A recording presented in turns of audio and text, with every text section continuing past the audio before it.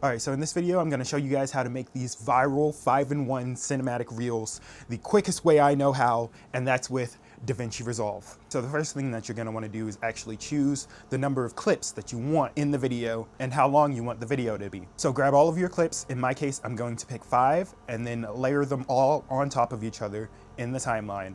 You can slow them down here at this point if you want to. If you wanted all the clips to be in slow motion, that's how I like to do mine. And after that, you'll want to go to the effects window and look for video collage. Once you find it, just drag and drop that onto the top clip.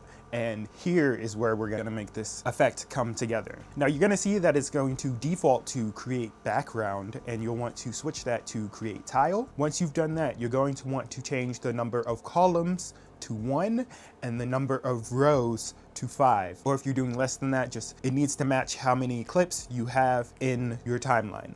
And for me, I don't like to have any spacing in between all of my clips, so I'm going to lower down all of the vertical and horizontal spacing, also the rounding. And now you don't have to do that if you don't want to. I've seen quite a few who like the borders around their clips, and those look just as good. It's just your personal preference here. The last thing you're gonna want to do is resize your clip, because as you can see, it's pretty zoomed in here and you can't really see much of anything at the moment. So we'll resize it, hit Control or Command C to copy that, and highlight the rest of your clips in the timeline. You're going to right click, hit Paste Attributes, make sure Plugins is checked, and since we had to resize this clip, if our other clips are also the same size, also make sure that the box is checked for that. Boom, and once you've done that, you might say, hey, where did all my clips go? They're all actually underneath that clip on the top. And so you'll want to click on each clip individually, go back to the Effects tab over here on the right. You'll see that Globals is selected. You're going to want to switch that from Globals to Tiles, and then change the active tile to 2.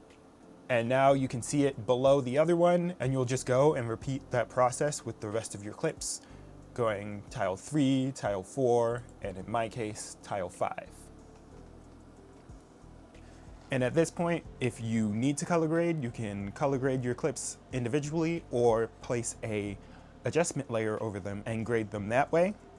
But at this point, you'll be done. You'll just go to the Delivery tab. I've actually come up with my own custom export settings to avoid compression. That way they're just sharper and they look better.